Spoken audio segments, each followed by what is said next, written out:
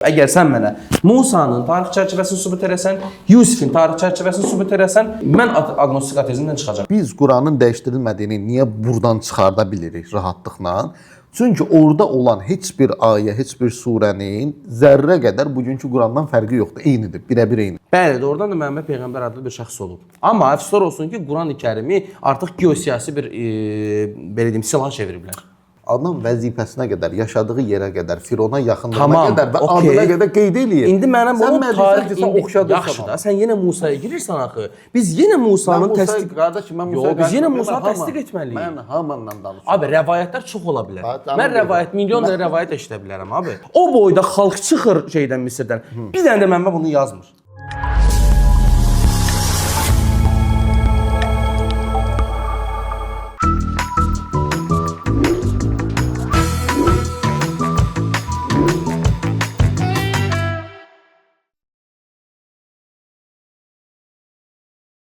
Salam əziz dostlar, bugün Podcast Bakuda yeni bir debatı izləyəcəksiniz.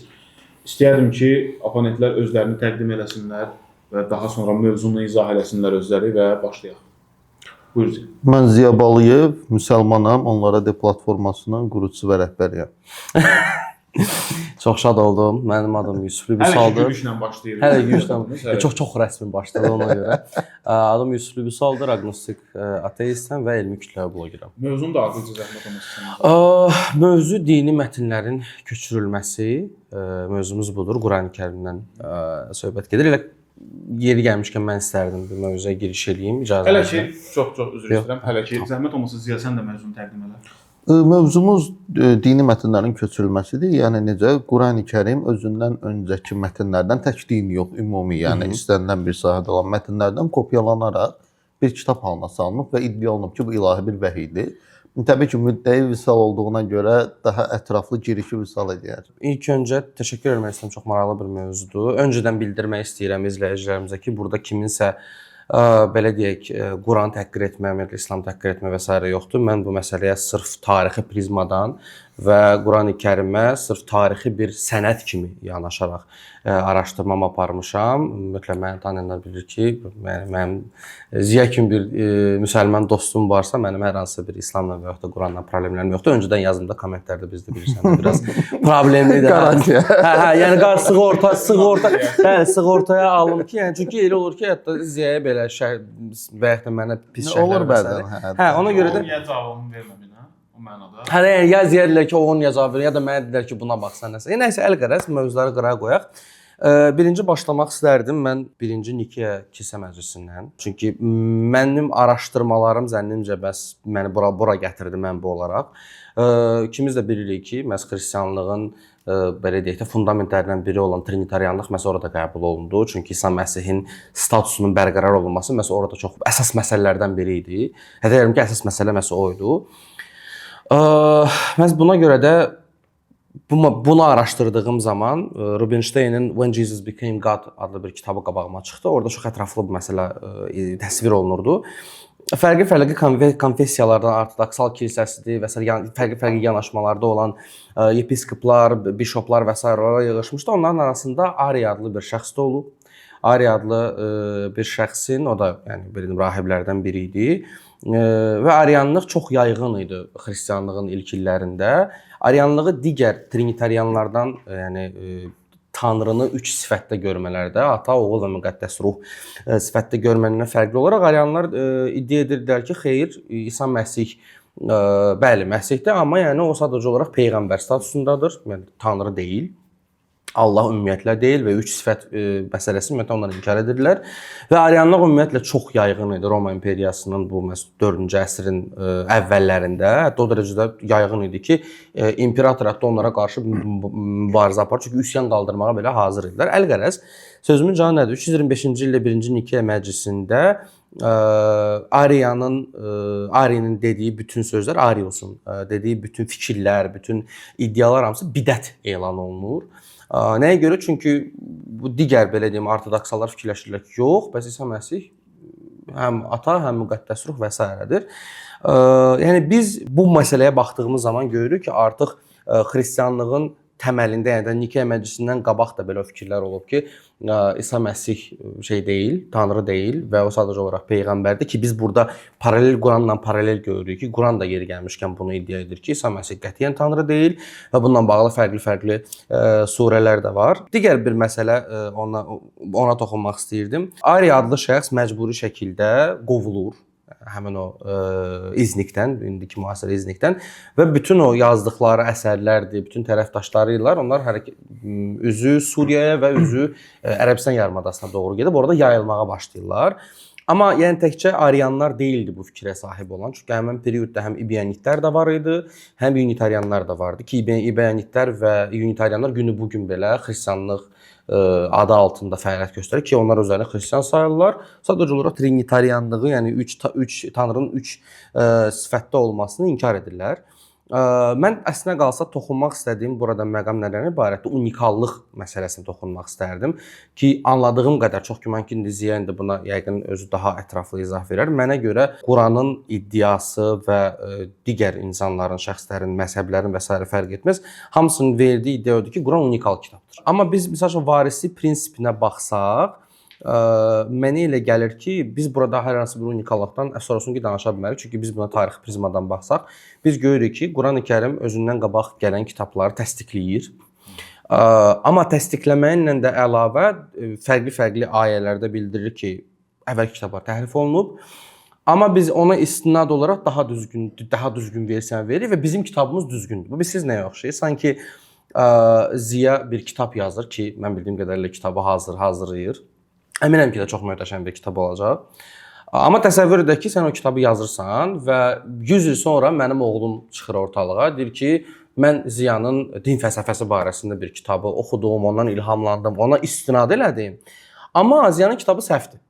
Mən daha düzgünlü, yəni daha ideal versiyanı yazıram, amma yenə də sənin kitabına istinad edirəm. Yəni burada mən artıq məntiqsizlik görürəm. Üstəlik də ki, o kitabda demirəm Ziya harda səhv edib. Sadəcə olaraq deyirəm ki, burada belə deyək də hər hansısa bir təhriflər var.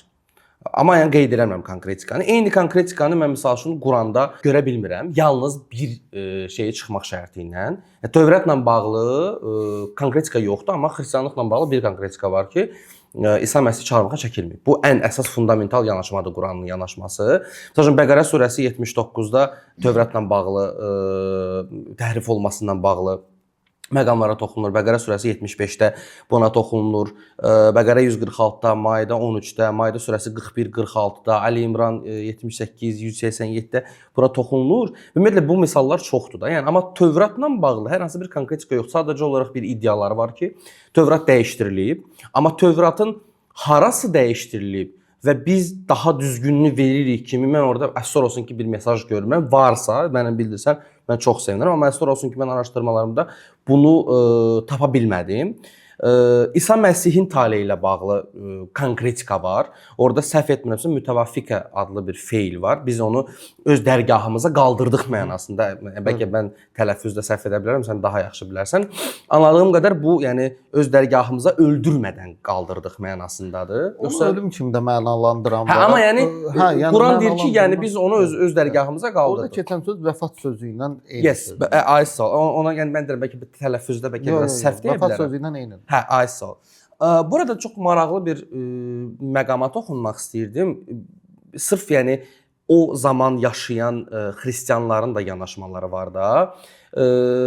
Yəni misal üçün atıram, biz deyirik ki, Quran deyir ki, bəs İsa Məsih çarmıxa çəkilməyib, ümumiyyətlə o öldürülməyib və s. Hətta mən bilən sən demişdin ki, bir dəfə səhv etmirəmsə, başqa adam çarmıxa çəkilib. Bəli. Bax, ona toxunmaq istəyirdim. Məsəl üçün, İbyanitlər, Ariyanlar və Unitarianların yanaşması tamamilə fərqlidir. İcazə ilə mən buradan istinadlar vermək istəyirəm, çünki mövzu biraz çox böyükdür. İbyanitlər və Nazaretiyanlar və Suriyalı Unitarianların yanaşması biraz fərqlidir. Məsəl üçün, onlar deyirlər ki, İsa nə tanrıdır, nə oğuldur, nə də belə nə tanrıdır. Sadəcə olaraq insan və peyğəmbərdir. Onların misal üçün atıram, İskəndəriyyədə fəaliyyətdə olan misal üçün Bazilid adlı bir şəxs olub. O bişop bildirirdi ki, çarmıxa çəkilən İsa deyildi. Simon idi. Var bu. Qədim Bəli, xristian bəli, bəli, mətnlərində bəli, var. bəli. Hətta o mətn bəzi İncillərdən daha əvvəla aiddir. Onu şəxsən görmədim, amma yəni əgər biz Evangeliya Matvey və sair məsələsinə girsə, düz deyirsən. 4 İncili götürsək, həmin o mətn ki var, ondan öncədir. İsa yox, başqa biri idi. Çarmıxa çəkən. Orada da səhvəmizə Yehudan yox. Simonlu Simon, Simon Simon vurğulayır orada. Və o tarix olaraq İncillərin bəzilərindən səhv etmirəmsə ikisindən daha əvvəl. Çünki bəzi İncillər hardasa səhv etmirəmsə 3-cü, 4-cü əsrdə formalaşıb. Onlar o mətn daha əvvəl. Amma burada bir məsələ var da. Bu ideyalar bidət sayılıb xristianlıqda, ümumiyyətlə qəbul olunmayıb. Dakitistlər məsəl üçün Məsihin bədəninin bir illüziya olduğunu iddia edirdilər. Yəni çarmıxa çəkilmə belə illüziya idi. Serintus adlı bir bişop olub, o da ilahi ruhun Məsihin çarmıxdakı o ehtiras deyirlər də, çarmıxdakı ehtiraslar. O ehtirasdan öncə artıq bədəndən çıxması ideyası vardı ortalıqda.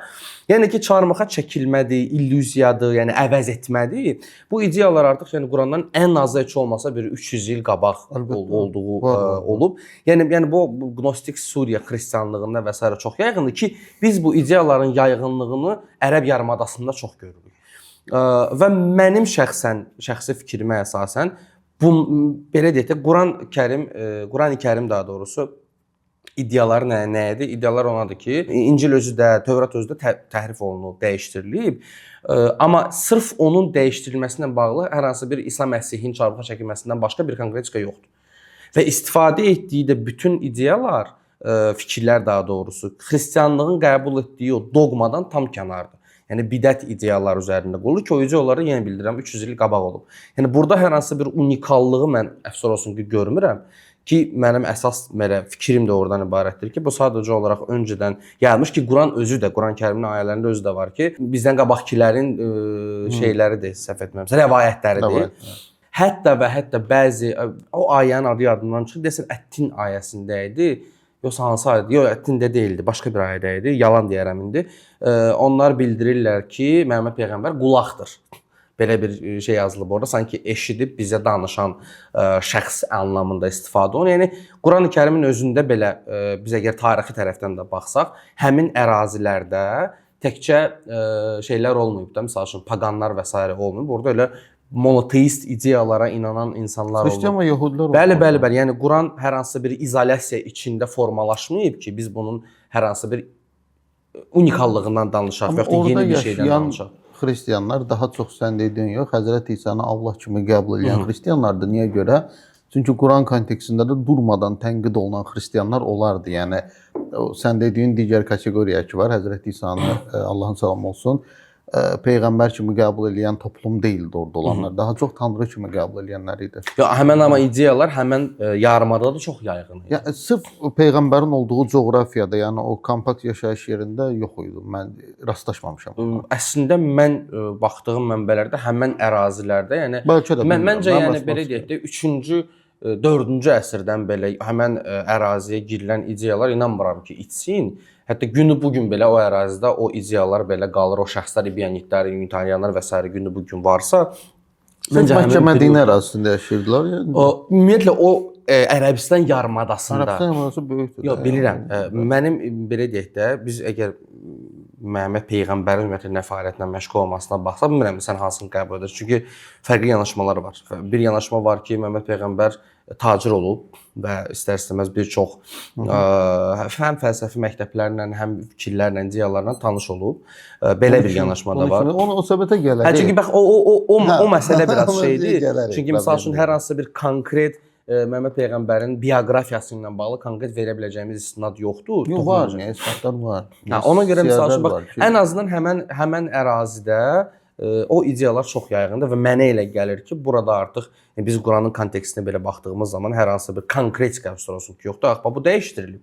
Amma biz dediyimiz düzdür. Yəni mən o konkretikanı nə Tövratda ümumiyyətlə görmədim. Bundan qabaq dedim ki, İncildə ancaq İsa Məsih məsələsi idi.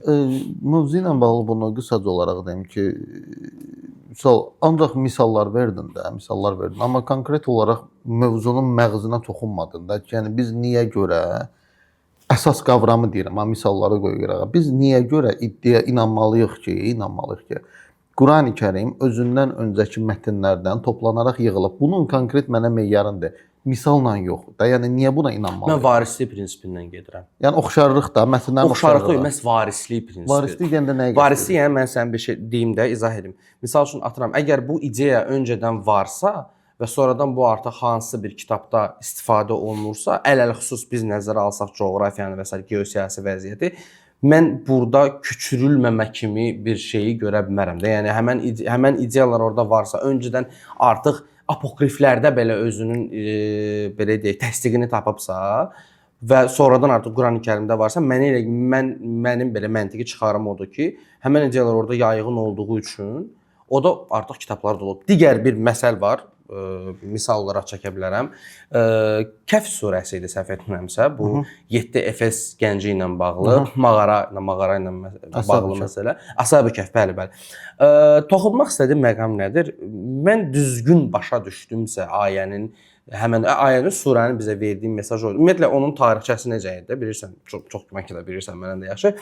Məhəmməd peyğəmbərə suallar verilir. Nəticədə 3 dənə əsas sual verilir və 3-cü sual məhz bu Əshab-ı Kəhflə bağlıdır, 7 gənclə bağlı.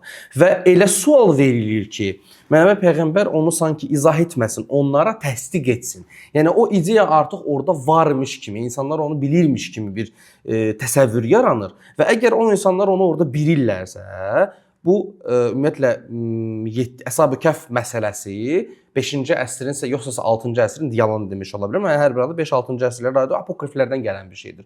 Bu kanonik xristianlığa aid Xristian tarixində bu hadisə var. Amma bu kanonik bir xristian hadisəsi deyil. Bu sırf Suriyalı apokrifistlərin yazdıqları ideyalardır və biz bunu surəni oxuduqca anlayırıq ki, həmin ərazidə olan o müşriklər deyə bilərik, kimlər deyə bilərik, o insanlar artıq bunu bilirdi.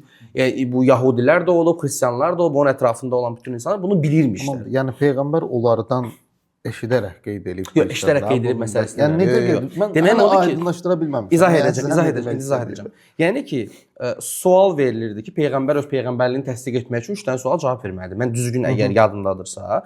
Və o 3 dənə sualdan biri də məhz birbaşa Əshab-ı Kəhf idi ki, o 7 gəncə Yahudi rahib deyəsən cavab verirdi. Kim idi deyəsən, ya Əbu Ləhəb idi, kim idisə sual verir Yahudiyə. Rahibə Yahudi rahibdən sualları alandan sonra gəlib Məhəmməd peyğəmbərdən soruşur və Məhəmməd peyğəmbərdən bu 7 gənc barəsində məlumat verməsini istəyirlər. Hətta səhv etmirəmsə orada deyəsən o 3 gün istəyir və inşallah sözü burdan çıxır da. Mən əgər düzgün yadımdadırsa. Əlqərəz, demək istədiyim odur ki, o Məhəmməd peyğəmbərdən istənilən mövzu elə bir hiss yaranır ki, zaten o ərazidə bilinirdi. Yəni zaten o ərazidə bilinirdi və təsdiq üçün Məhəmməd peyğəmbərin bunu danışması istənilirdi. Yəni demirəm amma onlar eşidiblər və s. Bunun o ərazidə bilinməsi. Bax, mənim sualım yenə də konkretdir. Mən suala cavab ala bilmirəm səndən. Bunun orada bilinməsi, bu mənəyə gəlir ki, peyğəmbər o bilinən şeyləri qeyd edib. Yəni onlardan eşitdiyi şeyləri, öyrəndiyi onlardan yox, ümumiyyətlə həmin ərazidə yayğın ideyaları. Onlardan eşitməyibsə, onda elə vəhlə yazıb da bunu. Yəni əgər köçürmədən danışırıqsa, demək onlardan eşidib yazıb da bunu. Bəs mən də onu demək istəyirəm ki, ona görə də bir ayədə qulaq olduğu iddia. Onlardan eşitməyib deyəndə, onda elə vəhi təsdiqləyirsən də, sən də onlardan eşitməyib yazsa vəhlə yazıb. Yox, mən demədim ki, onlardan eşitmə danışıb. Ümumiyyətlə həmin ərazidə yayğın olduğu üçün onu bilirdi. Mən yenə də bax qayıdırıq oraya. Buna varislik desən də budur. Özündən öncəki mətnlərlə olan oxşarlıq deyil də, bu birbaşa. Tamam, gələcəm. Yox, eyniyyət deyil, oxşarlıqdır. O məsələlərə gələcəm. Özündən öncəki mətnlərlə olan oxşarlıq bizə bunu deyir ki, Qurani-Kərim hələ o mətnlərdən kopyalanıb, kitab halına salınıb və iddia olunub ki, bu ilahi bir vəhiydir. Mən düz başa düşdüm. Bəli. Amma burada sizə oxşarlıq deyirsən. 2 saatdır bura gəlmək istəyirəm. Oxşarlıq deyirsən, amma mən Əshab-ı Kəhf məsələsində eyniyyət olsun. Oxşarlıq demirəm, oxşarlıq görmürəm. Yeganə bir dənə fərq orada 7 gəncdən əlavə bir itin olması. Yəni bütün təfərrüatlara girilir və aralarında bir it var. Amma say nə qədərdir? 3-dür, 5-dir, 6-dır, onu Allah bilir. Belə bir ayədə belə bir qeyd var. Yəni yeganə konkretika məhz itlə bağlı idi. Amma nə gənclərin sayı bildirilir, nə neçə il orada olması. Çünki apokriflərdə verilən il sayı 309-dur. Amma Məhəmməd peyğəmbərin verdiyi o ayədə qeyd elədiyi illər səfərində. Mən bilirəm Quranda tam dəqiq xatırlamıram. Mən bilən il də qeyd olunub. İl qeyd Mən olunub. elə Onu yazıram, deyirəm elə. ha. İl 318 yoxsa 317 Ha. yalan deyirəm. Amma yenə də orada yazılır. Yəni eynilik deyil də. Görsən yenə də orada Bildim də. oxşarlıq Yəni var. iki dənə cəmi ayrım var, amma ümumilikdə ideya Okay, olaraq aydın, odur ki, aydın. izlənir. İndi bir məsələyə keçmək istəyirəm səndən. Ümumiyyətlə əgər misal üçün 10 dənə mətn arasında oxşarlıq və yaxud bəzi yerlərdə hətta eynilik varsa, bunun köçürülmədən başqa ehtimalı var ya yox? Qısaca cavablar istəyirəm səndən. Mən rasional baxanda hər köçürülmədən başqa ehtimal görmürəm. Sən bəhi görürsənsə, yox. Bax misal üçün deyirəm, tutalım ki, sən də bir mətn yazmısan, Pərvin də bir mətn yazıb, mən də bir. Məsələn, üçümüz də yazmışıq ki, Facebookda status yazmışıq. Misal üçün saat gülləsinin yanında Mercedes-lə BMW qəzaya uğradı və 4 nəfər həyatını dəyişdi. Sən də bunu yazmısan, Pərvin də bunu yazıb, mən də aramızda 1 saat, 2 saat fərq var. Okay. İndi mən o 3 mətni oxuyanda bu qənaətə gələ bilərəmmi ki, Pərvin səndən, mən də Pərvindən köçürdüm yazmışam ona. Sən bu Yox, bir dənə sualıma konkret cavab istəyirəm səndən. Bu qənaətə gələ bilərəm ya yox ki, köçürmüşük. kimsə kimdənsə köçürür. Hə, yəni üçümüz bir-birimizdən Mən bundan analogiya aparmaq üçün sən düzgün analogiya aparmırsan, axı coğrafi vəziyyət də nəzərə almalısan. Mən dediyim odur ki, oxşarlıq və ya eyniyyət o demək deyil ki, %100 o demək deyil ki, bunlar bir-birindən köçürülüb. Yox, sən məsələyə bir prizmadan baxırsan. Sən oxşarlıq prizmasından getməyə çalışırsan. Amma mən eyniyyət olsun. Bizdə eyniyyətdir. Biz də eyni şey yazdıq. Okay. Amma əgər biz misal üçün bunu görmüşük və eləmişik. Bəli. Demək ki, biz eyni coğrafi ərazidə olmuşuq. Gözəl. Deməli 3 mətnin, üçün də eyni şey deməsinin köçürülmədən başqa ikinci ehtimal da çıxdı ortaya. Okay. Düzdürmü? Amma burada zamanı itirirsən axı sən. Deyəcəm, diqqət elə bir dənə. İkinci ehtimal çıxdı, düzdür? Hər üçümüz eyni şeyə şahid olub demişik, bəli. İndi bir dənə də ehtimal deyirəm sizə. Təsəvvür et ki, müəllimsən sən. Ustadsan, fəlsəfə ustadısan. Pərvinlə mənə də tələbən kimi yetişdirirsən. Okay. Pərvin gedir misal üçün Ağdaşda sənin fəlsəfə cəryanlarını təmsil edir. Misal üçün Pərvinlə mənim aramda da bir 40 il fərq var. Sən də biraz uzun yaşamısan. Tamam. 40 ildən sonra da mən gedirəm misal üçün Naxçıvana sənin fəlsəfə cəryanlarını təbliğ edirəm. Aramızda 40 il, 60 il fərq var misal üçün Pərvinlə. Oradakı adamlar baxırlar ki, Pərvinin Ağdaşda dedikləri ilə Ziyanın Naxçıvanda dedikləri eyni şeylərdir. Mənbə olaraq mənim mənbəmdir. Diqqət elə deyirəm sənə. Mənbə zət verməmişik. Sadəcə şey eləmişik. Özündən təlim vermişik. Sənin dedikləri.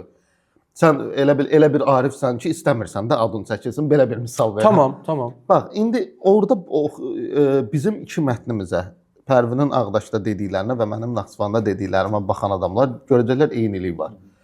Bunlar desələr ki, bu eyniyyətdən çıxış eləyərək Ziya Pərvindən köçürdüb, oğurlayıb bu fikirləri gedib Naxçıvanda təbliğ edib. Bu %100 doğru olmur, düzdürmü? Niyə görə? Amma sən bunu bilirsən deyə elə olur axı. Məsələ odur. Niyə görə? Çünki Pərvinlə mən eyni yerdən bəhrələnmişik. Düzdürmü? Eyni adamın sözlərini gətirmişik ikimiz də. İndi mən deyirəm ki, bax, bizim deyəndə ümumiyyətlə İslamın iddiası budur ki, məsələn 3 ehtimal qoydum oxşarlıqla bağlı. 3 dənə ehtimal var: şahid olmaq, eyni mənbədən bəhrələnmə və köçürülmə. 3 ehtimal var. İndi mən deyirəm ki, bax, mənim dinim deyir ki, tarix boyu bütün toplumlara peyğəmbər gəlib və peyğəmbərlər hamısı eyni şeyləri deyiblər, eyni iddialarda olublar. İndi mənim səndən soruşacağım budur ki, əgər bu belədirsə, dini mətnlərdə oxşarlıq, hətta bu mətnlər tapılmamışdan əvvəl belə, hətta sən dediyin xristian mətnlərin də bəziləri sonradan arxivlərdən çıxarılıb. Adi Misirdə olan məsələlər sonradan tapılıb, Şumer məsələləri sonradan tapılıb. Deyirəm ki, hətta bunlar tapılmamışdan əvvəl belə biz zaten bu iddiadayıq ki, İslam olaraq bu iddiamız bu idi ki, zaten burada oxşarlıqlar var. Niyə? Çünki hamısı eyni mənbədən gəlir. Hamısı Allahın vəhyin gətirib və Allah oxşar şeyləri çatdırır bizə. İndi mənim sualım budur ki, sənə, əgər oxşarlıq varsa və Quran da zaten bunu təsdiqləyirsə ki, bunlar eyni şey deyiblər peyğəmbərlər, biz burada niyə görə məhz kopyalanma üzərində qalırıq? Niyə o alternativi düşünmürük? Mən sənə izah edeyim, cavab verim sualıma. Birincisi, sən məni Tanrı ilə bir statusa qoydun ki, biz ümumiyyətlə insani... Bu misaldır. Yox, bildim. Amma yəni, burada axı mənim toxuna biləcəyim, sabahsın ustada gedib çıxa biləcəyim ehtimalı var. Fiziki bir şəxsdirsə. Və burada Tanrı ilə mənim paralel aparmağım məncə düzgün məntiqdə deyil. Yox, Tanrıya da mətnlə gedib çıxmaq olur. Yox, bildim. Mən demək istədiyim odur ki, mən gedib Tanrı ilə hər hansısa bir nə bilim, ağacla danışmalıyam ki, yəni Musa kimi Sinay dağının böyründə ondan Tanrıdan alım o mesajı. Misalımı tam aydın olması üçün biraz da Okay. böyüdüm misalımı. Bax, ustad misalı var idi. Təsəvvür et, Pərvin də sənin tələbəndir, mən də sənin tələbənəm. Ustad ölür. Aramızda 40 il fərq var. Okay. 40 il fərq var, bax diqqət elə. Pərvin getdi Ağdaşda, sənin ideyalarını təbliğ elədi. Mən də getdim 40 ildən sonra Naxçıvanda. Pərvinin dedikləri ki var idi. O 40 il ərzində biraz müdaxilələr olundu, dəyişdirildi. Bax, indi diqqət elə. Tamam. İndi diqqət elə. Pərvindən kənar şəxslər. Bəli, Pərvin tamam. dünyasını dəyişib, Allah ömür versin bu arada. Dünyasını dəyişib təsəvvür Ölüyə də elə. diriyə də rəhmət var. Təsəvvür elə, dünyasını dəyişib və dünyasını dəyişəndən sonra bəzi məqsədlərə görə dəyişdirilir. İndi bizdən sonra, 100 ildən sonra ikimizin də mətnlərinə baxırlar və ikimiz də iddia eləyirik ki, biraz da belliyim. Hər ikimiz də Bakıda yaşayan Vüsaldan dərs almışıq. Hər ikimizin iddiası budur. Baxırlar ki, bizim mətnlərimizə. Pərvin yazıb ki, öz mətnlərində misal olaraq deyirəm ha, bunu sadəcə olaraq, yəni ilişib qalmır. Bildim. Misal olaraq Pərvin yazıb ki, 2010-cu ildə misal üçün deyirəm də, Vüsal prezident oldu Azərbaycanda, misal üçün deyirəm. Sonra mənim mətnimə baxırlar. Oxşarlıq var, amma bəzi fərqlər var da burada. Sonra mənim mətnimə baxırlar. Görürlər ki, mən yazmışam ki, orada 2010-cu ildə elə prezident İlham Əliyev idi. Bunu yazmışam. İndi buradakı adamlar tarixə baxaraq hansımızın doğru olduğunu, doğru danışdığını bilə bilərlər yoxsa yox? Tarixi dəlillərlə. Kontekstlə, bəli, biləcəklər, bəli, düzdür. İndi mənim dediyim odur ki, biz də mətnlərə baxaraq, tarixi çıxarışlarla hansının həqiqətən vəhy aldığını bilə bilərik. Mümkündür bu.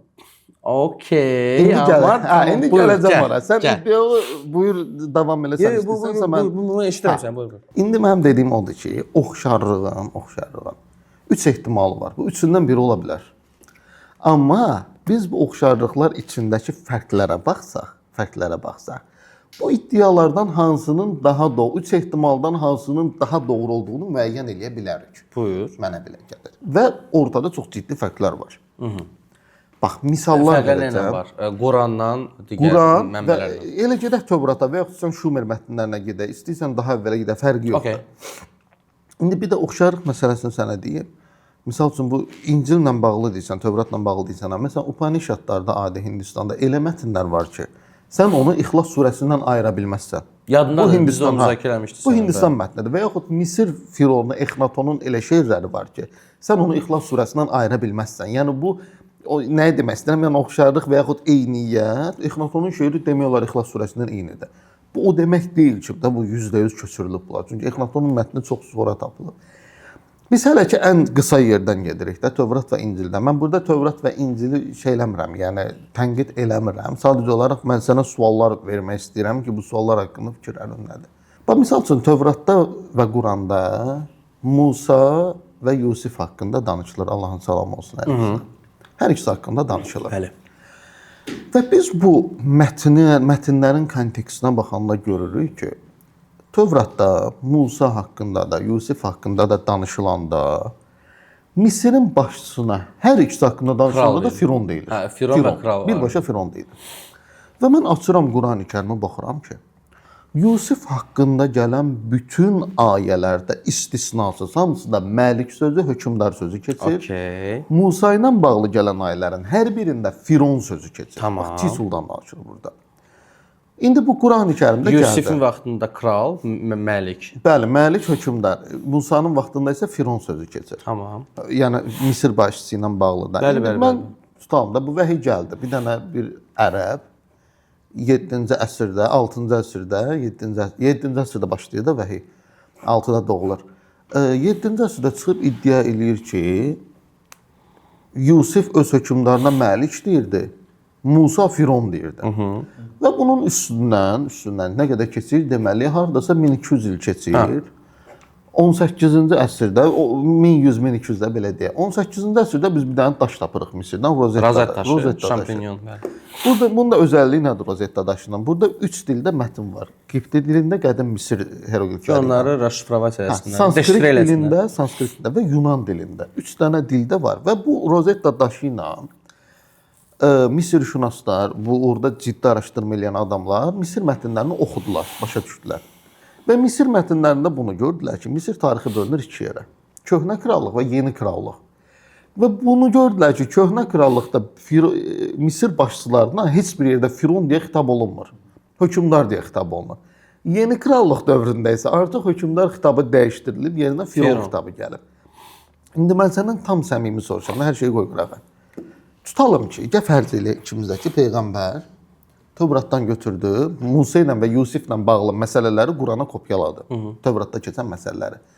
Niyə Firon yazmadı? Bu qədər incəliklə bir yerdə çaşmayıb da Yusiflə bağlı tonla ayə var fərqli surələrdə və ya Musa ilə bağlı. Bir yerdə çaşıb Məlik və yaxud Firon sözünü sürüşdürüb yazmayıb da, çox dəqiqdir bu. Okay. Bunu necə düzəldə bilərdi ki, Yusiflə bağlı hər yerdə Firon sözünü silib, Tövratda keçən Firon sözünü eləyib Məlik, Musa ilə bağlı olan hər yerdə Firon sözünü saxlayıb. Bunun sənin fikrin var ağlına. Köçürdübsə necə düzəldib? Birinci, biz buna tarixi prizmadan yanaşmalıyıq.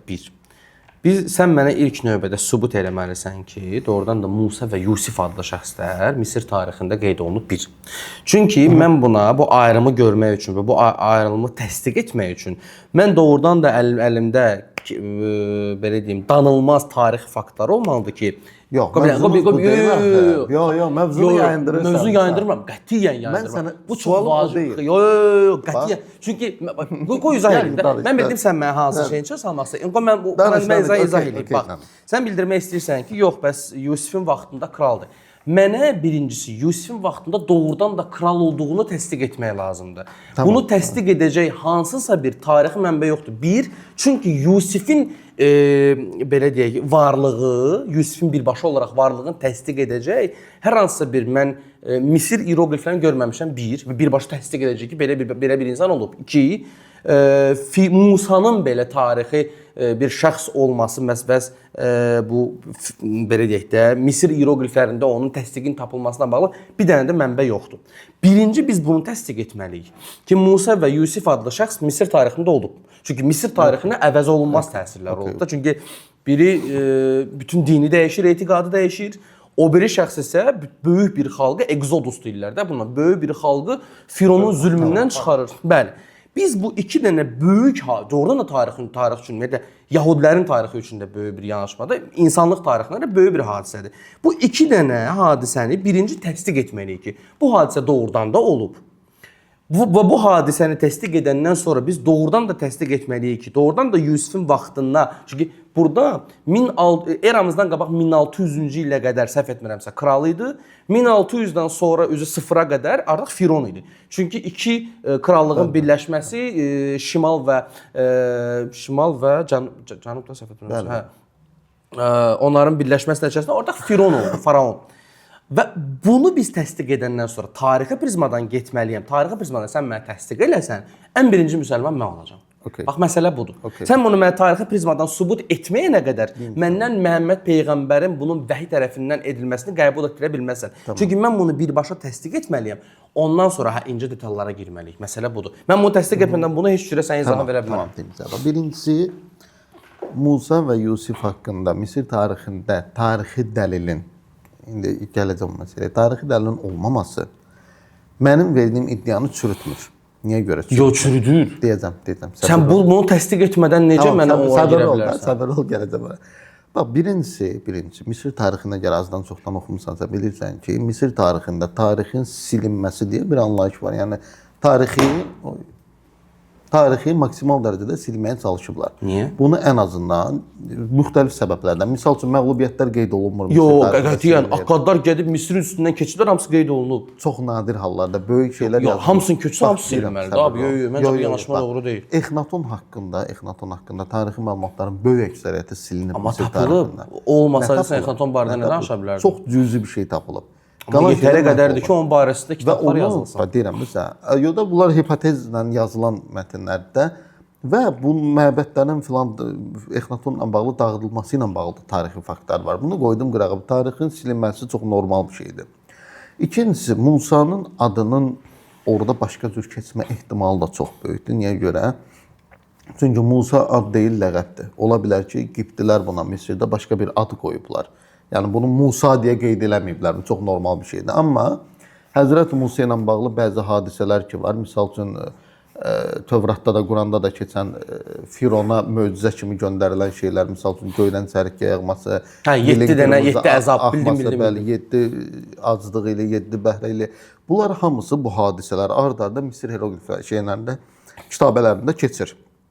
İndi orada keçən hadisələr ki var. Mənbəni versən sevinirəm. Mən şəxsən elə bir mənbə Sən tapmamışam. dəqiq internetim yoxdur. Sansım göstərim, heç bir problem Yox, problem yox, sonradan verə bilərsən. O təzə tapılan kitabədir. Lap ataram montajda qoyarsınız. Orada qoysan, hə, mənbəni qoyarsınız, qalar orada. Onu qeyd elə ki, yadımdan çıxmasın məndə. Hə, bunlar qeyd olunur. İndi lap tutalım ki, mənbə yoxdur. Bax, belə fərz eləyək ki, Musa və Yusif haqqında heç bir mənbə yoxdur. Mənim sualım ümumiyyətlə budur. Yusif və Musanı qoyduq qırağa. Deyək ki, səhvdirlər.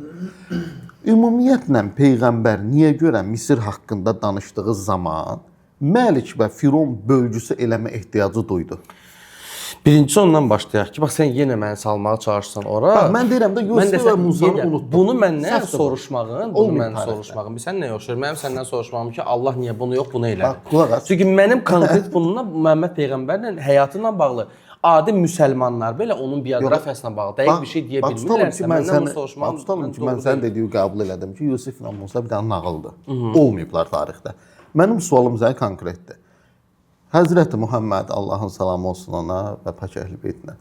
Həzrəti Muhammed niyə görə Misir haqqında bir şey yazanda nağıl yazır? Qoy qırağa. Yazır dərkən vəhiy gələndə danışanda. Çünki yazır. Özü yazır fərz eləyək də, sənin iddiyanla çıxış eləyirəm. Özü yazır bunu. Yox, mənim iddiam o deyildi ki, özü yazırdı. Niyə görə? Yaxşı, kömək eləyiblər. Yanında 10 dənə alim olub, kömək eləyiblər.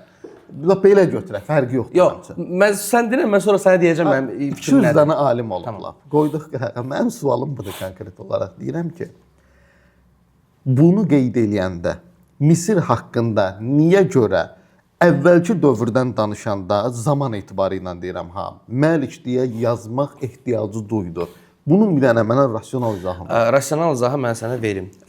Əslində qalsa bura girmək istəmirdim, amma yenə məcbur girməliyəm. Birincisi mənim ideyam ondan, mənim fikrim ondan ibarətdir ki, yenə deyirəm, bax girmək istəmirdim, amma məcbur eləyirsən. Tamam, buyur. Hər bir sözün təfsirləri var. Anladığım qədərilə Qurani-Kərimdə hər bir sözlə bağlı müəyyən bir təfsirlər var. Mənim şəxsi fikrimə əsasən, yenə deyirəm, biz əgər müasir Quran neçənci ildə artıq kanonlaşıb, 1924-cü ilin Misir Quran deyirlər də buna. Biz bunun cavabını məncə köhnə təfsirlərlə və müasir təfsirlər arasında fərqi görməklə izah edə bilərik. Yox, Məlik sözü bəyəm dəyişir ki? Yox, ola bilsin ki, ümumiyyətlə orada başqa sözlər olub. Çünki o vaxt qeyd olunanda dialektik... Bir dənə 10 mədədən neçənci ildə? Əgər biz ən birinci yığılan Quranı hesablasaq, ən birinci Birmingham'dan Sana musafları da, yəni bizim əlimizdə olanlar. Əlimizdə olanlar. Amma məsələ odur ki, mənim izləyimimdən ibarət. Okey, Məhəmməd Peyğəmbərin dediyi müəyyən bir sözlər var. Müəyyən bir sözlər yox, yəni birbaşa ayələr və s. var. Məndən sorursan, yenə də mən bir çox insanlar təbii ki, qınayacaq, amma mənə elə gəlir ki, burada insan faktoru olduğu üçün dəyişdirilmə və müəyyən vəziyyətlərə görə dəyişdirilmə. Peyğəmbər başqa şey demişdi, və sonradan bu qeyd olundu. Bəli, mənə görə belədir. Onun sualımı belə verirəm. Deyirsən ki, ola bilər ki, Məlik sözü sonradan əlavə olunub ora. Əlavə olunub, ola bilsin ki, dəyişdi. Çünki tamam, dəyişdirilib Məlik eləyiblər onu. Çünki ərəb hərfləri elədir ki, sən diarektik nöqtələrdir. Aydındır. Bunları bilirsən də yəqin ki. Bax, tamam. Peyğəmbərdən sonra Məlik sözü dəyişib Məlik ediblər onu. Sən Birmingham'da onu yoxlamısan, mənə çox maraqlıdır. İndi yaxşı. İndi bax, sual verirəm sənə. Bunu 200 il sonra elədilər. Gəldi düşdü neçəncə əsrə? 7-ci, 9-cu əsrə. Yox, mən 200 il sonra demirəm. Bu proses davamlı olub. Çünki ən sonuncu versiya 1924-cü ilindir. Və mən bilmirəm ki, 1924-cü ilə qədər ki 1924-ü götürmədim, düzdür, tamam. Razet daşını nə vaxt açıblar? Razetta daşı 1700 neçənci ildir? 18-ci əsrin sonları da. 18-ci əsrin sonları. 18-ci əsrin sonlarına 1924-cü ilə qədər olan məsafə arada Səncə Nə danışırsan? Sən zarafat eləyirsən? Məncə yəni 10-cu burada nəsə əsr etmək Quranı mümkün ilə yox bu da iddiadır. 10-cu əsrdə bizim əlimizdə. Sən həmin o məqamı yoxlamısanmı? Özün oxumusan. %100 deyirəm sənə, %100 deyirəm. Orada Məlik yazılıb. Qurana bax, 10-cu əsr, 9-cu əsr, 11-ci əsr. Hansı Məlik yazılıb? Heç peyğəmbər dövrün qoy demək qırağa 10-cu əsrdə olan Quranlarla 24-cü ildə olan Quranlar arasında heç bir fərq ola bilməz mətn etibarilə. Mümkün deyil bu. Yox, mən Məlikdən danışıram. Məlik sözü. Yəni Məlik sözü olmayıb orada. Yox, soruşuram da səndən. Sən Onu ona əlbəttə elə şey 100% əminsən. %100. Tamam. %100 amma Tamam. mümkün. Sən buna əminsən, okey. Amma mən sənə demək istədim. Buna sən həqiqətən inanırsansa ki, 1924-cü ildə Quranın ərəbcə çünki mən mətninə söz təfsirlərə almaq baxdığım zaman belə təfsirlərə baxdım. Əvvəlki misal üçün də əvvəlki biz Zəriyyət surəsi 47 idi səhv etmirəmsə. Ya orada genişləndiririk və s. Xəbərdə də genişləndiririkdir. Okey də biz genişlik sahibiyik da izahı var. Təbəri birbaşa genişləndiririk kimi təfsir eləyib ona. Yəni Təbəri 10-cu əsrə aiddir hətta. Yəni bu Big Bang-dan sonra olan bir şey deyil. Amma bu sən dediyin tərcüməni mənalandırmaqdır. Bunu qoyduq qırağa. Orada keçir ki, Musyonda da səhv eləmirəmsə keçən söz. Orada əgər ola bilər sözü səhv deyim, mən xatırladığım odur. Orada keçən söz əslində o mu ifadəsi, feili şeylir. Yəni genişlədənik. Bunu iki mənada da mənalandırmada başa düşə bilərsən. Mən desəm ki, genişlədənik, hazırda genişləndiririk kimi də başa düşə bilərsən. Başa düşə bilərəm.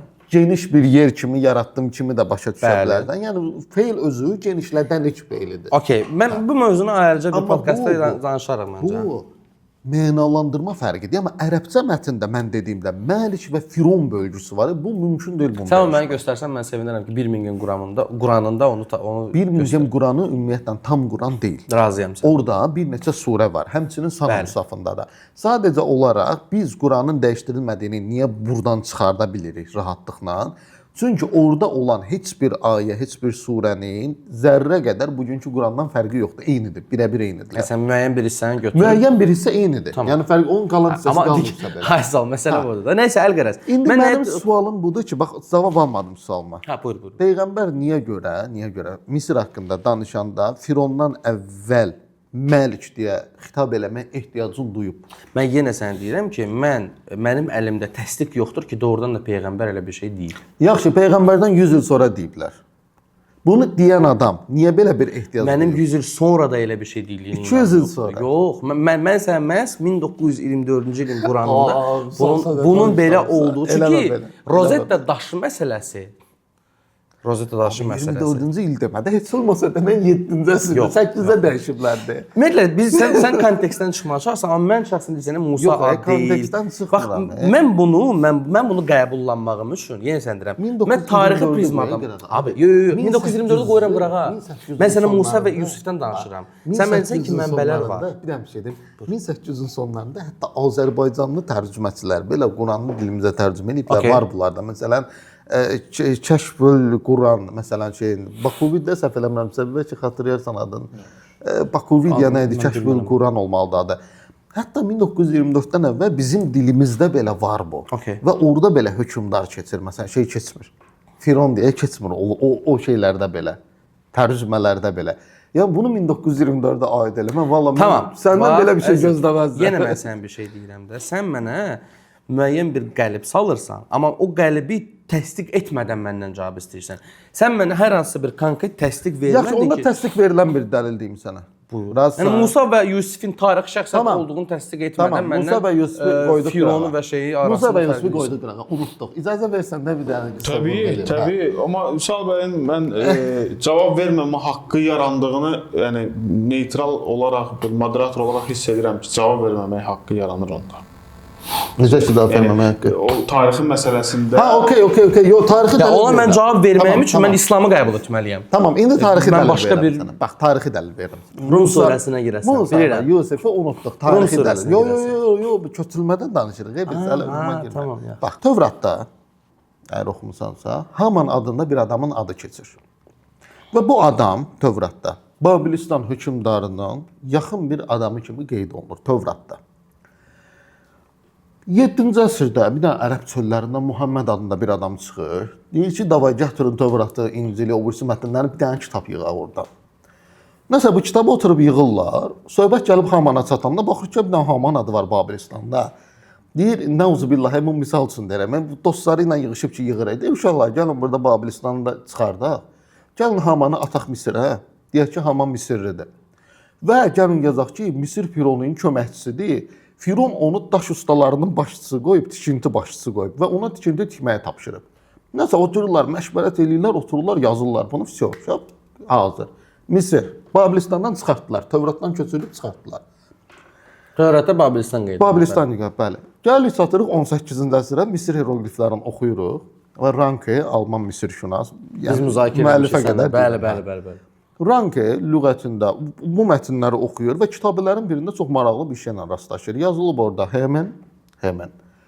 Və Ranke'də bu cür yazıb Leader of Stonemaster, daş ustalarının başçısı.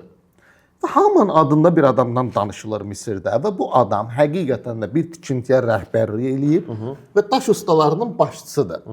Biz bunu tapırıq 18-ci, 19-cu əsrdə Ranken sayəsində. İndi yaxşı, bax yenə də sualımı verirəm sənə. Tarix dedin, okey, qoydum qırağa o məsələni. Halbuki aidiyyəti yox idi o məsələyə. O aidiyyatı 100% var. Tamam, qoydum qırağa. İndi tarixi dəlil verirəm sənə. Lingvistikadan mənə sübut elə ki, sual verirəm sənə. O da oradan da Haman kimi oxunur. Deyəcəm. Niyə görə Haman kimi oxunur? Bax. Lingvistikadan deyirsənsə əgər, Qibti dili də, qədim Misir dili də, ərəb dili də, bilirsən, sahibsiz dillər qrupuna aiddir. Və o hər ikisində də HMN deyə qeyd olunur. Və biz HMN-ı görəndə avtomatik və onun vəzifəsini görəndə ki, bu daş ustalarının başçısıdır, bir şəxsdir, adamdır.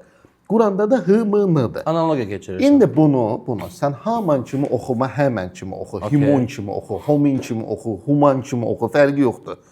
HMN eynidirsə, biz burada zaten eyni adamdan danışıldığını avtomatik bilirik. Çünki şəxsdir.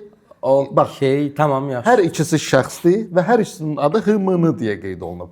Burada yenə də deyirəm, Hemen, Haman, Həmən, Homon, fərqi yoxdur bunun. HMN-də ad. Və indi mən soruşuram səndən, Peyğəmbər 7-ci əsrdə bu adamın adını, vəzifəsini, ona tapşırılan işi bu qədər dəqiqliklə yazmağı necə bacardı? Birinci ondan başlayaq ki, bu qədər dəqiq deyirsən, amma sən HMN-ın məhz qədim Misir dilində olan HMN-da mən bilirəm ki, zaten saytları yoxdur və qədim ərəb dilindəki HMN-la bir tutmağın lingvistik xətadır. Niyə xətadır? Çünki bunlar tamamilə başqa dil kateqoriyasına aid olan yanaşmalardır. Biri ieroqlifikdir. O birisi də ieroqlifik sayıla bilər, amma o biri Semit dili qrupasındadır. Onların yaranması, onların formalaşması tamamilə fərqli qoy izah edim. Orası aydın deyə, əlaqəsi yox dedi. Sən dediyin əslində qalsa mən burada apofeniya görürəm. Apofeniya arada yaxınlıq görüb birbaşa əlaqə axtarmaqdır. Mən burada bildim. Sən amma bir şey var da. Okey. İnsan bəni adam elə bir canlıdır ki, sən sənə bir dənə rəsm göstərim, Marsın üzündə üz görəcəksən. Və istər-istəməz ondan məntiqi əlaqə qurursan. Sənin artıq beynin bildim də, yox, qulaq as. Mən sənə demək istədiyim odur ki, sən Misirdəki hieroqliflərdən HM-nı 3 dənə hərfi götürüb, ərəb dilindəki HM-nı hərfindən bir tutmağın tamamilə lingvistik xətadır. İndi deyim niyə görə xəta deyil? Buyur. Mən burada 2 dənə sözü Misirdəki mənasına girirsən. Yox, qulaq as. Mən müqayisə eləmirəm. Mən deyirəm ki, Peyğəmbər deyir ki, bax diqqət elə Quranda. Deyir Misirdə HM-nı adında bir adam yaşayırdı. Bax xəbər verir. HMN adında bir adam yaşayırdı. Bu da daş ustalarının başçısıydı. Biz gedib Misir heroqliflərini oxuyuruq, görürük bir dənə daş ustalarının başçısından danışılır. Adı da HMN-dır. Mən burada 2 dənə sözü qoyub oxşatmıram. Mən deyirəm konkret ad gəlib Quranda ki, bunun adı HMN-dır. Dəqiq olaraq 100% ad kimi qeyd olunub. Harda?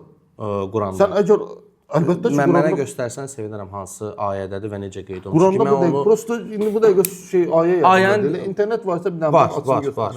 Bir saniyə. Heç bir problemi yox. Çünki mən onu birbaşa fakt olaraq Yox, ad kimi də xitab keçir ey Həmən.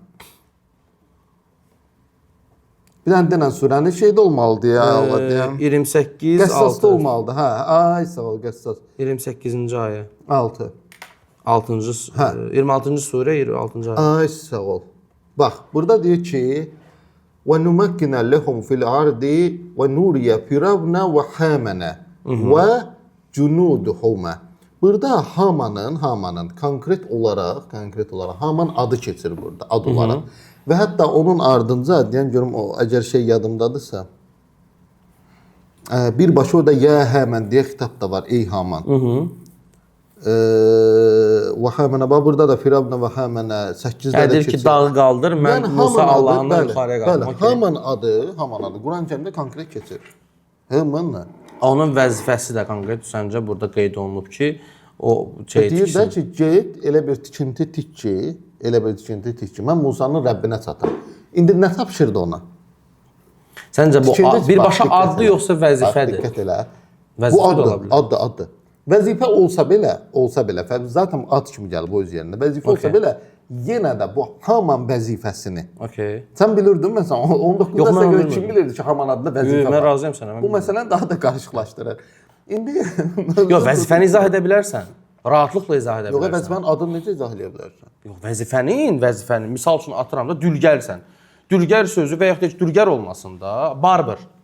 Barber sözü istər-istəməz istənilən bir dünyanın istənilən yerdə başa düşülən bir sözdür. Və yaxın olan coğrafiyada Haman əgər bir vəzifədirsə onun ötürülməsi yaxın coğrafiyada olmayıb bax elə. Yaxın coğrafiyada. Necə yaxın coğrafiyada? Elə bir vəzifə olmayıb orada. Yox, mən buna yəni bunu sən mənə sübut etməlisən ki, bu doğrudan da ad kimidir. 7 əsr əvvəl gəlib. Bunun ad kimi olmadığını sən necə? Belə bir vəzifə var Misir dövlətinə Haman adında. Bəs mən də sənə soruşuram da bunun vəzifə olmadığını, məhz ad olduğunu təsdiq edəcək nə mənbə var? Bu bəllidir də ad olduğu. Yox, Misir mənbələrində. Deyim sən, Misir mənbələrində belə bir vəzifə yoxdur da ümumiyyətlə. Yox, o ad olması. Ad olması deyirəm də Ranken lüğətində keçir də, açıqbaqda lüğət. Addır o dəqiq. Bəli, 100%. Çünki adamın həyat yoldaşından danışır, adamın oğlundan danışır, adamın işindən danışır kitabə. Necə ad deyil bu?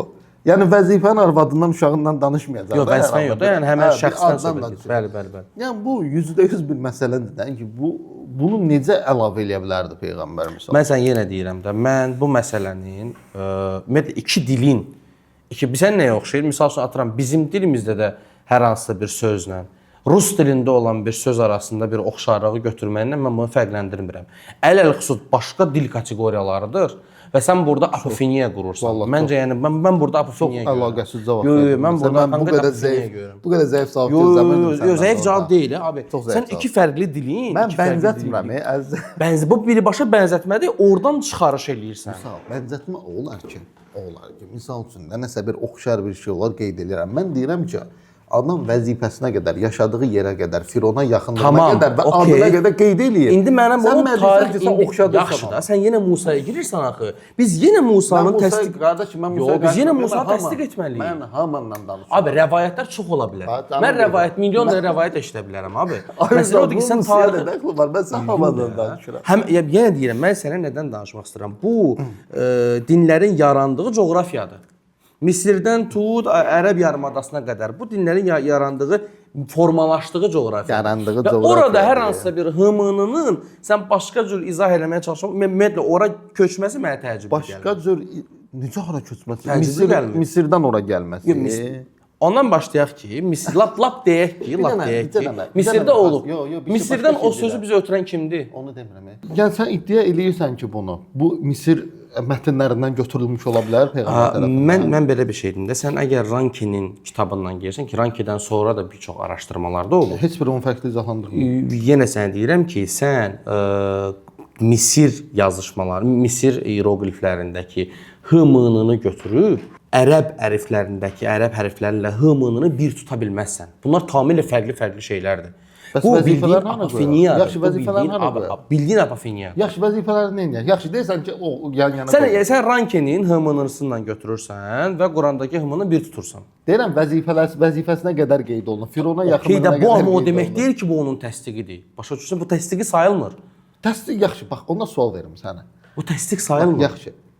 Əgər yəni mənim Musanı qoyursan qırağa, Musanın təsdiqi yoxdur, amma H-mının təsdiqi var. Bu ümumiyyətlə Quranın konseptinə yəni şeydir, ziddir. Sən məncə məntiqlə Allah əgər bizə bir təsdiq göndərirsə, məncə Musanın H-mından daha çox üstünlüyü var, nəinki H-mından. Yəni Musanı qoyub H-mını ilə təsdiq etmək heç bir ali varlığa xas bir şey deyil məncə. Bax, sənə bir sual verim. Yəni belə eləməyə əvəzi belə eləyirəm. Da çerez H-mını, Ranki və hansı bir kafirin əli ilə Lap gülməlidir. Deyəcəm ben. Ya bunlar vəziyyətdən qaçır. Yo, abi yo, vəziyyətdən qaçma deyil. Qətiyyən mən sənə deyirəm, sən Musanın tarixi təsdiqi yoxdur. Amma hımını ilə sən mənə təsdiq etməyə çalışsan ki, burada köçürmə yoxdur. Bax, təsəvvür et, Misirdə olan Haman var, daş ustalarının Ranke'ni tərcümə elədi. Tamam. Təsəvvür et. Ranke'dən sonra bu məsələni daha da ətraflı izah edənlər də olur. Təsəvvür elə bunu 10-cu əsrdə misal üçün bir dənə ərəb bu heroqlifləri oxudu. Bunu necə qeyd edəcəkdi? Ərəb oyunu hansı formada yazacaqdı onu ərəb? Qurandakı kimi yazacaqdı ya yox? Mütləq deyil. Necə yazacaqdı? Abi yenə məndən hımını necə da- soruşmaq istəyirsən, mən sənə deyim. Bəli, doğrudan da Məhəmməd Peyğəmbər adlı bir şəxs olub. Amma əfsuslar olsun ki, Qurani-Kərimi artıq geosiyasi bir belə deyim, silah çeviriblər. Üzürlü sayanma ilə. Çünki uzun müddət kimin əlində olub Quran? Onu qoy qırağa. Quranın formalaşması kimin əlində olub abi? Nə? Kimin əlində olub Quranın formalaşması? Formalaşması. Kitab halına salınması. Sahabələrin. Abi sahabə kimə verib əlindəki olan yazıları, kimə verib beynindəki olan məlumatları?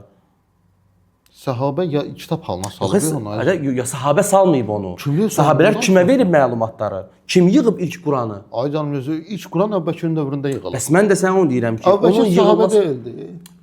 yox, sahabələrdən sonraları deyirəm.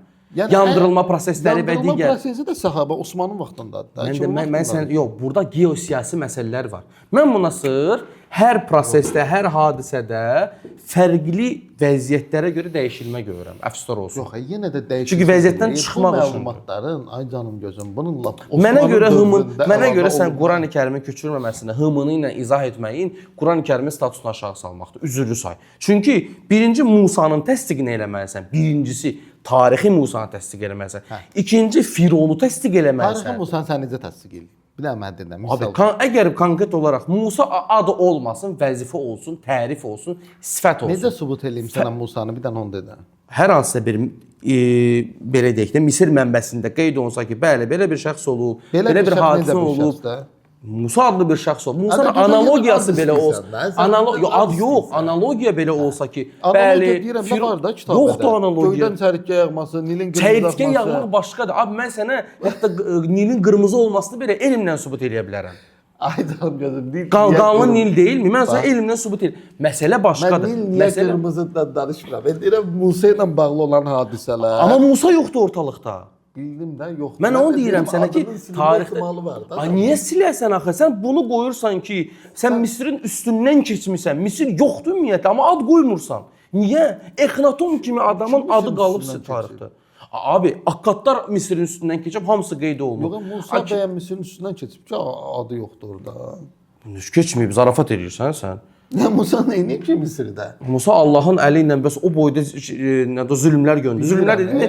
Misir xalqına zülm öldürməyə gəlirdi bunları. Qaçdılar. Firon da dənizdə boğuldu, öldü də. Yəni bu qədər ya Misirin üstündən keçdi. Bəs nədən heç bir günahı olmayan insanlar orada, onların mal-qarası öldü, nə bilim, balıqlar məhv oldu və s. bunların hamısını biz kənara qoymalıyıq. Yox, bu Misirin üstündən keçmək deyil axı. Sən zarafat edirsən. Yaxşı, okey, çəyirtkələr keçdi, bütün onun nədən adı yeyib içməyini məhv elədi. Bu üstünə keçmək deyil. O zaman aqrar bir Misirin Tanrı eləyir də. Bəs Musa keçib də üstündən də. Oha da sən o abi Musa keçib də üstündən də. Yəni o deyil. Yaxşı, Musa Allahın əli ilə üstündən keçib. Mən sənə nə demək istəyirəm? O boyda hadisə Musanın adı orada keçib. Biz həmin nədir məsələ? Musa gəlir Fironun qabağına əlindəki şeylə, əsa ilə. Əsa ilana çevrilir və bunu hər hansısa bir şey təsdiq etmir. Yoxdur elə bir şey. Tamam. Yenə sən deyirəm, sən bunu mənə sübut eləsən, heç onu da qoydun bir kənara. Yəni burada artıq bir möcüzələr var. Yusifi mənə təsdiq eləsən, mən ondan sənə deyirəm ki, tamam, sən mənə Yusif təsdiq elədin. Bu tarixən bura uyuşur. Ondan sonra mən okey, Yahudi məsəl üçün atıramda Tövratla biz hesablasaq, Musa Yusifdən sonra gəlib. Hesablamada. Mən deyirəm ki, razıyam sən. Sən Yusifi mənə belə təsdiq edə bilmirsən. Deyirəm sən, bax. Benim tarixi prizmadan getməliyik, 100%. Deyirəm də sənə. Bax, burada yenə də deyirəm, mən Hamanla danışıramsa, əgər Haman faktı təsdiqlənibsə, Musa Misirdə Haman faktı təsdiqlənib deyə bilməzsən sən. Heç bir akademik danışmada bu təsdiqləmə yoxdur. Vallahi deyirəm. Əgər Misir kitabələrində belə bir şey keçsəydi ki, məsələn, Mısıyı adında bir adam bu hadisələri... Sən yenə Mısıya girirsən də, mən Mısıya girməyi istəmirəm. Yaşa.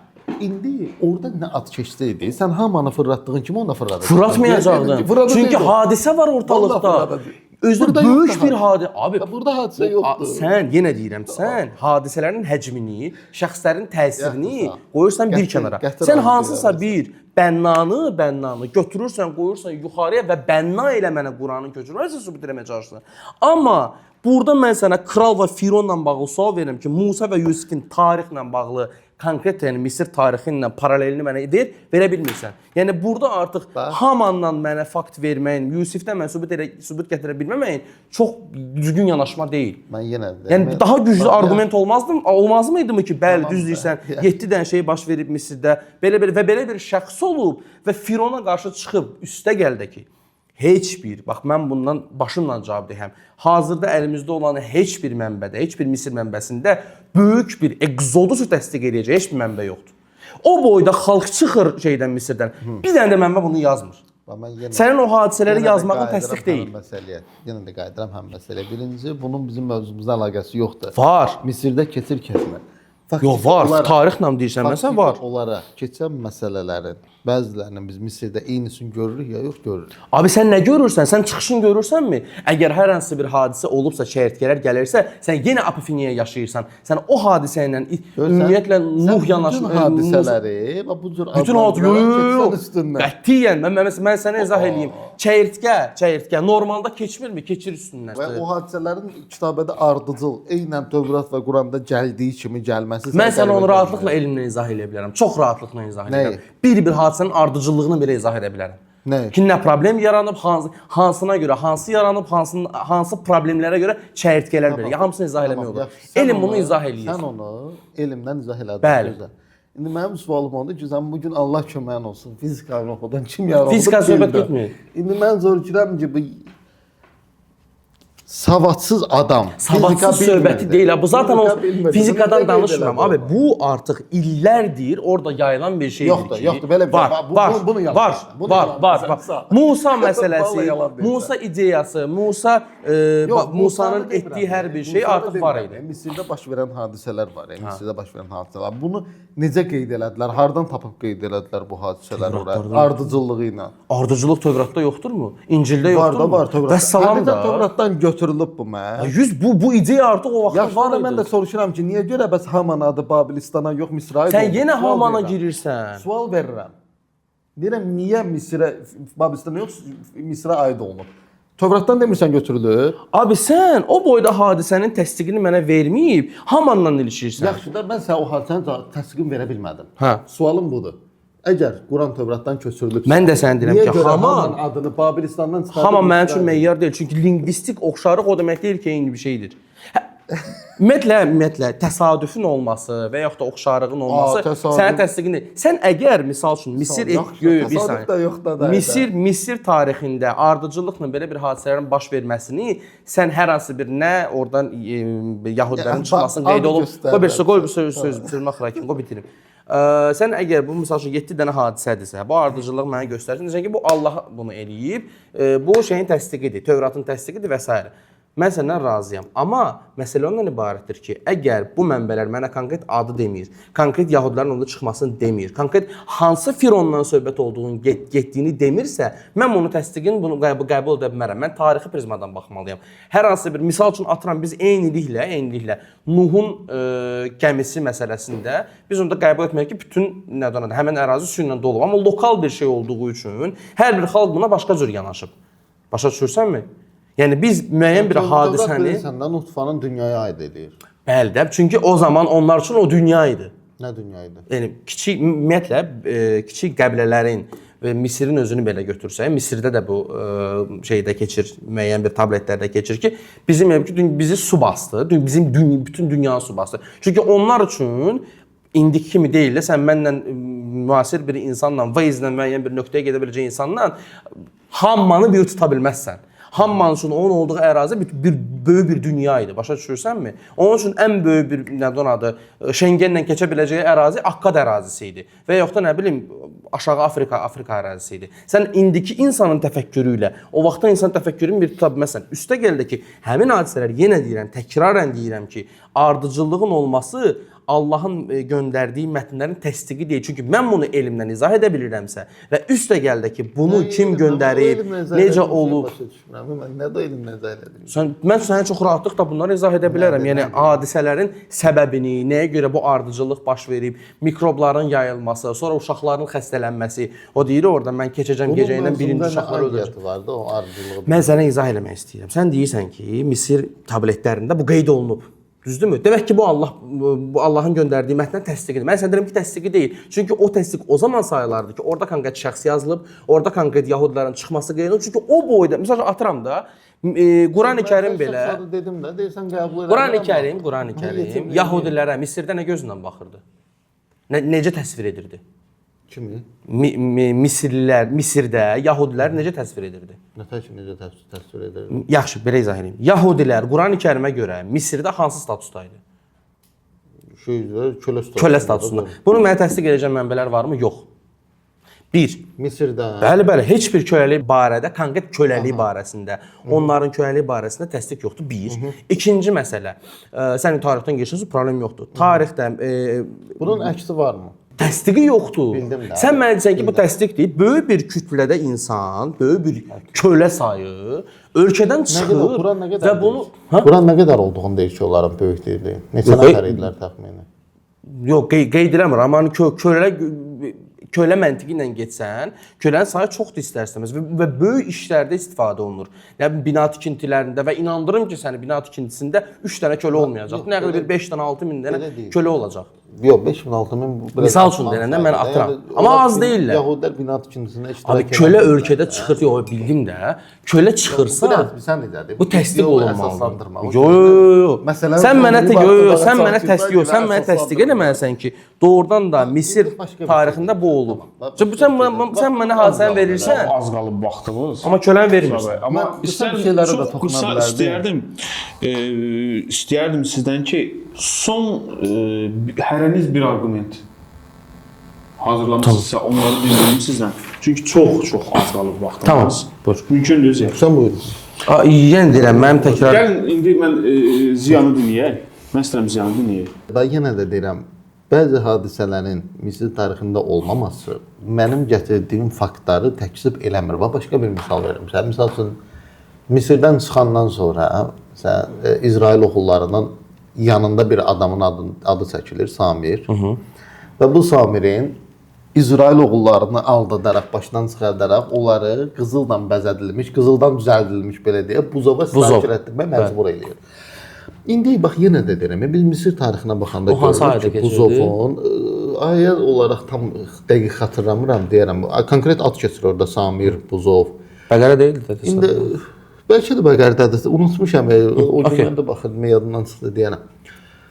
Bax, biz yenə də Misir tarixinə baxanda görürük ki, Misirdə buzovun qızılla bəzədilməsi xüsusi rituallardan biridir Misir tarixində və hətta Misirlilərin göyə uçan buzov adında bir kitabələri var, dini kitabələri. Yəni buzovu çox müqəddəs görürlər Misirlilər.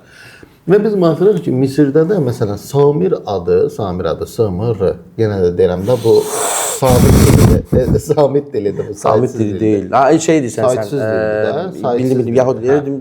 Yox, Sami demirəm, Samit. Hə, Samit. Bax, yenə də deyirəm burada ki, bax, Samir adının, misal üçün şeydəki mənası Fironun dostu, Fironun yaxını anlamına gəlməsi Misirdə.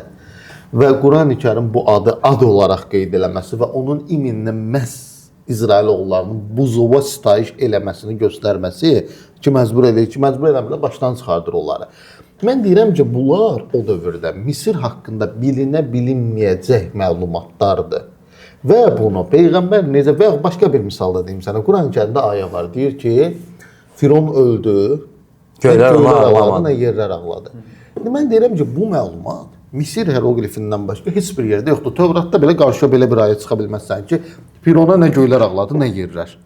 Amma Quran-Kərim belə bir şey qeyd edir və biz Misir hierogliflərini oxuyandan sonra ona göylər ağladı, ayədə yerlik ağlamadı. Bəli, Misirlilər buna inanırdılar ki, Firon dünyasını dəyişdiyi zaman göylər və yerlər ona ağlayır. Okay. İndi deyirəm ki, niyə iminli bunu? Bu söz var, göylər ağladı, yerlər ağladı. Bunu Əbu Ləhəb haqqında da gətirə bilər. Bunu Babilistan Nəmrud haqqında da gətirə bilər bunu. Aha. Bunu Davudun dövründə o dalaşdığı adam haqqında da gətirə bilər. Niyə İminlə Firon haqqında gətirir bu ayəni ki, Firon öldü, nə göylər ağladı, nə yerlər. Və məhz bu inancın Misirdə olduğunu görür. Tamam. Niyə bunu gətirib başqa mən sənə belə deyim, avtoritet arqumentindən getməyə çalışacağam və izah etməyə çalışacağam. Yenə deyirəm. Sən Musanı ki, Musa peyğəmbər Quran tarixində çox vacib bir şəxsiyyətdir. Yusifin ki, çox vacib bir şəxsiyyətdir. Nə də İsa'nın hər hansı bir təsdiqlərini vermirsən. Quran belə vermir, tarix belə vermir. İsa ilə də bağlı çox böyük şübhələr var. Yox, şübhələr var. Konkret, İsa ilə də bağlı çox böyük şübhələr var. Ponti Pilatla da bağlı çox böyük şübhələr var. Yox, təsdiqlər yoxdur. İsa haqqında mən sənə tonla. Okay, ona sonra girərik. O başqa. Amma sırf Musa və Yusiflə heç bir təsdiq yoxdur. Yenə deyirəm, sən mənə Musa və Yusifi təsdiq etmədən Samirlə, Cəfərlə, Hamanla, Buzovla bunlarla təsdiq etməyə çalışmağın mən onu göstərir ki, ya bu kitabda problem var ki, bu mənə ən böyük, yəni məntiqlə bu kitabın əsas məqsədi nədir? Mənə mesaj ötürməkdir. Niyə mənə mesaj ötürdüyü zaman, "A qardaş, sən mənə Musanı təsdiq eləsən, mən buna inanmamağın variantı yoxdur." Niyə mənə belə balaca oradan bir üzr istəyirəm falan, bir qıçından bir başından variantı yoxdur? Ha? Musanın təsdiqi yoxdur. Tarixlə Musanın təsdiqi yoxdur. Bax, tam səmimi deyək də. Tam səmimi. Yoxdur abi, yox. Okey də.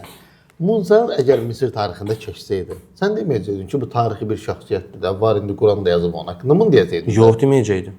Deməyəcəydim. İnandırım ki, sənə əgər bu detallarda üstə gəldi Haman məsələsi, ciddi deyirəm ki, mən bunu qəbul edəcəydim. Amma məsələ bundan, yox, məsələn tam səmiyyətimlə deyirəm. Tam səmiyyətimlə deyirəm ki, sənə əgər Yusif də, Musa da təsdiq olunsaydı, əl-ələ xüsus sən dediyin o kral və Firon söhbəti. Mən rasional insanam. Ciddi deyirəm sənə. Əgər Musanın da Yusif peyğəmbərin də, Musa peyğəmbərin də tarixi aralarındakı fərq bir. Çünki tarixlə mən bunu. Çünki mən tarixlə bilirəm ki, Firon bu vaxt olub, adlandırılıb.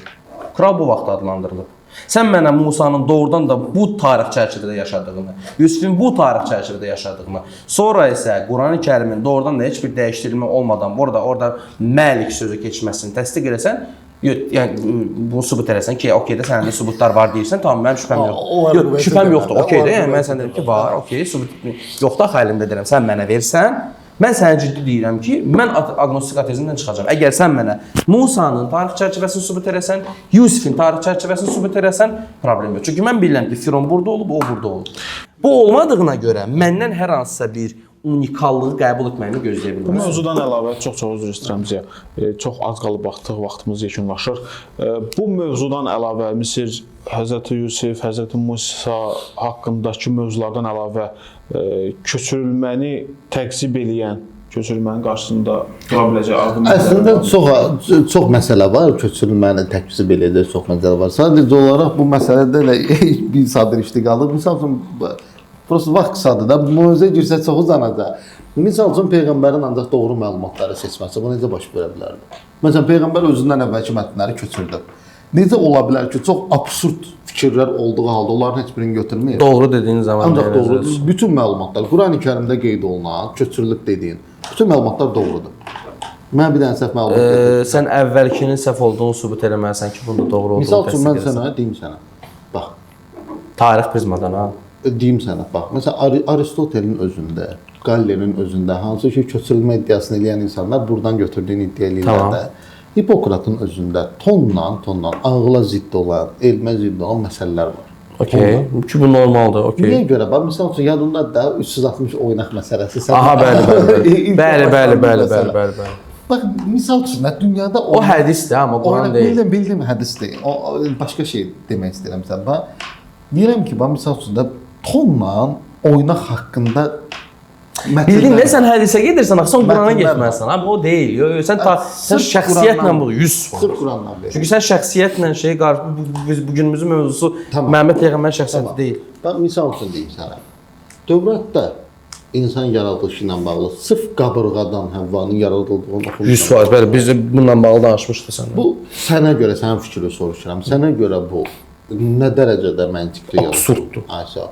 Ki sən də bu təsdiq edirsən. Mən deyirəm ki, bəs niyə Qurani-Kərim bu məsələni köçürdübsə qeyd? O qabırğanı niyə çıxardı oradan misal üçün?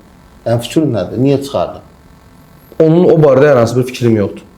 Amma səhvləri düzəldir. hədislərdə keçir o. Səhvləri hədislərdə keçir. Hədislərdə İsrailiyyət keçir. hədisi Bəli, amma Quranda yoxdur. Niyə çıxardıq bunu? Mən Yaxud yerin yaradılışı haqqında bilirsən də Tövrat çox təfərrüatlı danışır. bəli. Hətta 2 cür Genesis var orada. Niyə görə məsələn Quran bu şeylərdən qaçıb maksimal dərəcədə? Sən diqqət eləmirsən ona əgər bu. Mən ona diqqət yetirmişəm. Mən əslində qalsa orada qaçmasının səbəbini fərqləndirmədə görmüşəm ki, onlar başqa cürdür, bunlar səhv deyil. Yaxşı, fərqləndirmə Biz daha düz başqa deyirik. şey deyil əslində. Məsələn, niyə iminli qabırğa məsələsində fərqləndirmə eləyib? Və yaxud niyə görə işığın günəşdən əvvəl yaranması barəsində? Yox, sonra ya əvvəldə Deyir, hə, əvvəl işıq oldu, sonra günəş yarandı. Niyə Düzdür. iminli o məsələdə şey eləyib, misal üçün? Fərqləndirmə eləyib. O qədər fərqləndirmə olması məsələlər var ki, iminli düz yerlərdə fərqləndirmələr eləyib. Əslində əvvəlki dinlərin tənqidindən söhbət gedirsə, sən əlbəttə ki, səhvləri axtarmağa çalışacaqsan. Səhvləri fakt axtarmağa çalışacaqsan. Mən elə gəlir məsələn deyirəm. Quranda bildim də, Quranda düzəl, Quranda məsəl atıram, deyir ki, təhrif olunub, tamam. Quranda ümumiyyətlə yeni bir din gətirməyə çalışıramsa, mən əvvəlki dinin səhvini axtarıb tapmağa çalışacağam. Və əlbəttə ki, onu necə bilə bilirsən ki, sən bu səhvdə o dövrdə 7-ci əsrdə indi məntiqsiz də günəş yoxsa işıq necə yarandı? Məntiqsizdir. Bunu istənilən rasional bir insan belə bilə bilər. Yəni onda Tövratı yazan adam, misal üçün. İrrasional olur. Yəni o qədər düşünmür ki, işıq günəşdən gəlir. Abi onların elə fikri o idi ki, məntiqsiz deyə mən buna inanıram. İnanıram ki, xristianların çoxsu elə deyir ki, bu irrasional deyə mən buna inanıram. Fideisyan. Hə, fideisyan onu deyirəm. Rasionalistlər bu yanaşmada deyirlər, amma yenə də deyirəm, bunu yəni indi mən misal olaraq bu iki misalı verim. Tonla misallar var ki, istər şeydə Gallenlə, istər Aristoteldən, istər getdi Çindən imində doğru şey tapdı, Amerikadan doğru şey tapdı, Hindistandan. Təsəvvür Hindistanda o qədər söhbət var. İmində getdi göyün genişlənməsini götürdü oradan Puranalarla, getdi qoydu Qurana. Getdi Amerika mətnlərini oxudu, bir dənə orada barmaq izi məsələsini dedi, bu zor məsələdir, davay, getdi qoydu Qurana. Getdi nə bilim Çindən 360 önə, indi Quranı demirəm də, hədis. Getdi iminni, nə idi onun adı? Adını qeyd eləmişdim videoda. Mən də adını çıxdı. Hə. Getdi Konfutsiyadan yox, Laotsidən yox, getdi bir dənə o ortaba bilən filosof. Getdi 360 oyuna hadisini getdi qoydu bura ki, bu zordur. Niyə ancaq bu adam doğruları seçir? Da mən maraqlı düşər. Sən yenə deyirəm, doğrular dediyin zaman səhvləri də nəzərə almalısan. Nə səhv? Yəni harda səhv eləyib, harda nə. Yəni təsdiqlər yoxdur axı. Yenə sənə deyirəm, dönə-dönə deyirəm ki, təsdiqlər yoxdur. Təsdiqlər olduğu zaman mən səndən razıyam. Nəyin təsdiqi? Bundan qabaq dediyimdə sənə bunun deyirsən ki, doğrudursa, bu tarix sən mənə bunu deyirsənsə, şey kimi, arqument kimi. Mən bu arqumenti zəhmət olmasa son arqumentlərini. Mən son arqumentimi deyim. Son arqumentlərini dinlədik artıq. Hətta 2 arqument dinləmə imkanımız oldu ziyadan, amma səndən çox qısa deyəcəm. Son bir arqument dinləyək. Mənim son arqumentlərim odur ki, yəni deyirəm, birincisi biz Quranda keçən bütün hadisələrin, bütün rəvayətlərin və baş verən bütün hər bir şeyin öncədən artıq yazılması, bu söhbət təkcə Tövratdan, İncildən getmir, apokriflərdən gedir. Yahudilərin Suriya xristian apokriflərindən getməsindən, ora daxildə gedən Quran ayələrində belə hər hansı bir şeylər var, iddialar var ki, sən qulaqsan və onlar deyirdilər ki, Peyğəmbər qulaqdır, yəni qulaq asıb bizə danışandır. Sonra biz bunları artıq eşitmişik, bu köhnələrin rəvayətləridir və s. Quran belə bizə bunu demək istəyir ki, öncədən danışılan, deyilən bütün rəvayətlər yenidən bizə ötürülür. Mən burada varislik prinsipindən gedirəm. Mən burada öncədən danışılan bir şeyin, öncədən həmən ərazidə, ələlxüsus həmən ərazidə biz bura dinin beşiyi deyirik də. Bu Ərəbistan yarımadasıdır, bu ərazidir. Dinin formalaşmasında, həmin ərazinin müasir dinin formalaşmasında təsiri çox böyükdür və mənə görə Qurani-Kərimdə hər hansı bir unikal bir şey yoxdur. Hər hansı bir kiçik bir şeylərlə onun təsdiqini göstərmək ümumiyyətlə arqumentasiya deyil. Əgər biz böyük şəxsiyyətlərin təsdiqini, yəni İslamın da, xristianlığın 3 dənə səmavi dinin tarixində ən vacib insanların biz tarixi təsdiqini tapa bilmiriksə, biz balaca sımırıdır, hımınıdır, bunlarla arqumentasiya etmək məncə çox da düzgün və akademik yanaşma deyil. Biz birinci növbədə belə bir böyük hadisələr törədən şəxslərin təsdiqini tapmalıyıq. Ondan artıq sonra biz hımını da təsdiq edərik, Samiri də, Cəbrayıl da, Buzovu da. Bu qədər. Müsalın arqumentini də son olaraq eşitdik. Ziya, əlavən yoxdur. Mən bilirəm, çünki 2 dəfə sənə o şərait yaradıldı ki, arqumentlərini hətta haqsızlıq elədik, sən deyirsən ki, bir müddət əvvəl Yox, başlarına çox daha danışdıq, çox danışdıq. Vaxt məsələsinə görə razılaşıram 15 dəqiqə sən danışdın, Üzrlüsən. Mövzu böyükdür. Ədalətli bir debat oldu. Təşəkkür edirəm. Mən təşəkkür edirəm. Maraqlı mövzudur, maraqlı debat idi. Çox minnətdaram və ümid edirəm ki, yenə biz bu cür maraqlı mövzularda görüşərik. Təşəkkür edirəm. Mütləq şəkildə. İnşallah. Mütləq şəkildə. İnşallah.